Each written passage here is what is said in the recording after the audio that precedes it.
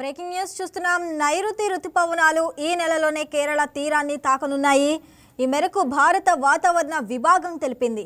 ఈ నెల 26న కేరళ తీరాన్ని తాకుతాయని అధికారికంగా వెల్లడించింది.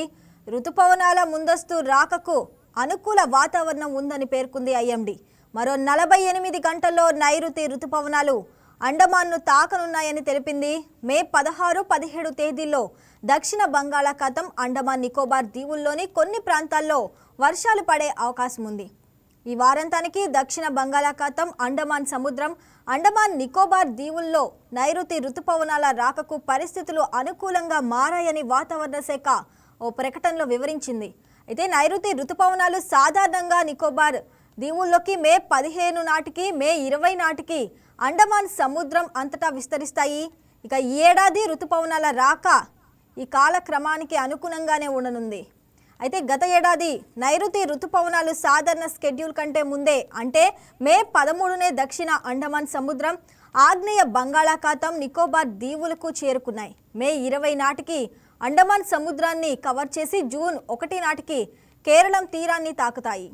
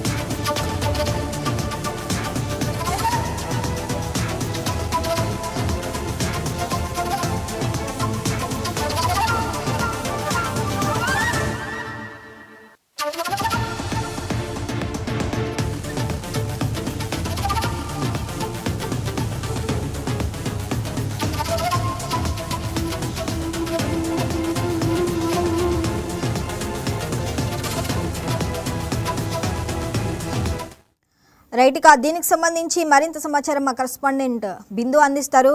బిందు, చెప్పండి, అంటే ఈ ఏడాది నైరుతి రుతుపవనాలు సాధారణ సమయానికి ముందే రావడానికి కారణం ఏమిటంటారు?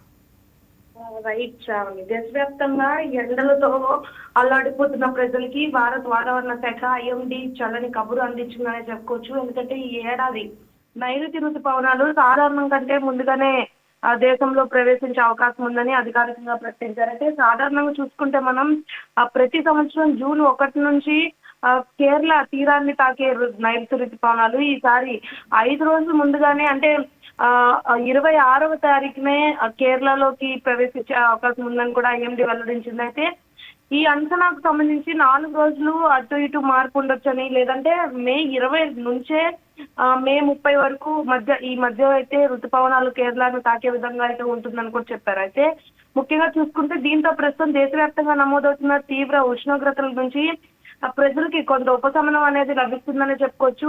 ఎందుకంటే ఫిబ్రవరి నుంచే ఎండలు బీభత్సంగా కాస్తూ ఉన్నాయి కాబట్టి ప్రజలు ఎండలకి తట్టుకోలేనంత ఉష్ణోగ్రత నమోదవుతుంది. దాదాపు 42 నుండి 45 ఉష్ణోగ్రతలు నమోదవుతున్నాయి. ఇంకా రాయలసీమ సైడ్ ప్రాంతాల్లో దాదాపు 46 డిగ్రీల ఉష్ణోగ్రత నమోదవుతుంది. అయినప్పటికీ కొంచెం విభిన్న వాతావరణం చూపిస్తూ ఉంటుంది శ్రావణి. అంటే కొంచెం, అంటే ఇప్పుడు ఎండ తీవ్రత ఎక్కువగా ఉన్న రోజుల్లోనే అకాల వర్షాలు కురుస్తున్నాయి. రాయలసీమ అటు ప్రాంతంలో చూసుకుంటే పొద్దునంతా ఎండ తీవ్రత ఉన్నప్పటికీ కూడా రాత్రికి అకాల వర్షాలు కురుస్తున్నాయి. అంటే విభిన్న వాతావరణ దృశ్యాలు కూడా మనకు కనిపిస్తున్నాయి. ఇంకా వేసవి ముగిసి వర్షాకాలం ప్రారంభానికి ఇదే సంకేతంగా భావిస్తూ ఉంటారు. అంటే 2005 నుంచి కేరళలో ఋతుపవనాలు ప్రవేశపెట్టేటప్పటికి అంటే ప్రవేశ తేదీపై ఐఎండీ ఇప్పటికే సూచనలు జారీ చేసిందని చెప్పుకోవచ్చు. అయితే ముఖ్యంగా దేశీయంగా అభివృద్ధి చేసిన అత్యాధునిక స్టాటిస్టిక్ మోడల్ ఆధారంగా ఈ అంచనాలు రూపొందుతున్నాయి. ఇంకా వాయువ్య భారతదేశంలో కనీస ఉష్ణోగ్రతలు ఏవైతే ఉన్నాయో అంటే ద్వికల్ప ప్రాంతాల్లో ఏవైతే ఉన్నాయో అవన్నీ కూడా అంటే హిందూ మహాసముద్రంలో కూడా గాలులు వేగంగా సహా మొత్తం 6 కీలక అంశాలను పరిగణలోకి తీసుకొని ఈ అంచనాను సిద్ధం చేశారు. అయితే గత 21 ఏళ్లలో నుంచి ఐఎండీ ప్రకటించిన ఋతుపవనాల అంచనాలు ఒక్కసారి కూడా మినహా దాదాపు అన్నిసార్లు నిజమే కావడం కూడా గమనార్హం అనే చెప్పుకోవచ్చు. అంటే ఖచ్చితంగా ఋతుపవనాలు తేదీ అయితే ఐఎండీ చెప్తుంది, అది ఖచ్చితంగా రుజువు అవుతూ తీరుతుంది. కాబట్టి ఈసారి కూడా అదే జరుగుతుందని అందరూ ఆశిస్తున్నారు. శ్రావణి బిందు, మరి కేరళ తీరాన్ని నైరుతి ఋతుపవనాలు తాకిన తర్వాత అంటే ఏ రాష్ట్రాల వర్షాలు ప్రారంభమయ్యే అవకాశం ఉంది? అయితే ముఖ్యంగా చూసుకుంటే కేరళ అంటే 26న కేరళ తీరానికి నైరుతి ఋతుపవనాలు వస్తున్నాయి అనగానే అంటే మరో 48 గంటల్లో చూసుకుంటే అండమాన్ ని తాకనున్న ఋతుపవనాలు ముఖ్యంగా ఏదైతే కేరళ కానీ ఇటు సైడ్ ఉన్న వాటికి కూడా కొంచెం వర్షపాతం నమోదయ్యే అవకాశం ఉంది. అదేవిధంగా ఆంధ్రప్రదేశ్ లో కూడా పలు జిల్లాలకి వర్షపాతం నమోదయ్యే అవకాశం ఉందని తెలిపింది శ్రావణి. బిందు, మరి నైరుతి ఋతుపవనాల ముందస్తు రాక వ్యవసాయ రంగంపై ఎలాంటి ప్రభావం చూపించవచ్చు అంటారు? రైట్ శ్రావణి. అయితే ఈ వాతావరణానికి సంబంధించి దక్షిణ బంగాళాఖాతం కానీ అండమాన్ సముద్రం, అండమాన్ నికోబార్ దీవులు నైరుతి ఋతుపవనాలకి రాక పరిస్థితులు అనుకూలంగా మారుతాయని కూడా తెలిపింది. ఈ నేపథ్యంలో ఎవరైతే రైతులు ఉన్నారో అంటే పంట చేతికి వచ్చే టైంకి అయితే ఈ అకాల వర్షాల కారణంగా వచ్చి పంట చేతికి వచ్చే టైంకి అకాల వర్షాలు వచ్చి మొత్తం పంటంతా నాశనం చేస్తున్న నేపథ్యం కనిపిస్తుంది. ఇటీవల చూసుకుంటే మొక్కజొన్న రైతులు రోడ్డును పడి కూడా అంటే పంటంతా పూర్తిగా దెబ్బతిన్న పరిస్థితి కనిపిస్తుంది. అదేవిధంగా ధాన్యం ఆరబెట్టుకున్న రైతులకు కూడా తీవ్ర విషాదమే మిగిలిందని చెప్పుకోవచ్చు. అంటే విభిన్న వాతావరణాల కారణంగా అకాల వర్షాలు పడడంతో రైతులు కూడా ఊహించలేనట్టు ఆ ధాన్యాన్ని కానీ ఇటు పంటను కానీ ఎండబెట్టుకునే టైంకి ఈ వర్షాలు వచ్చి మొత్తం నాశనం చేస్తున్నాయి. కాబట్టి ఐఎండీ ఏం చేస్తుందంటే ముందు నుండే హెచ్చరికలు జారీ చేస్తుంది. ఈ పలానా తేదీల్లో వర్షపాతం ఉంటుంది కాబట్టి ముందుగానే హెచ్చరిస్తుంది. కాబట్టి రైతులు కూడా తగిన జాగ్రత్తలు తీసుకుంటూ ఉండాలని కూడా చెప్పారు.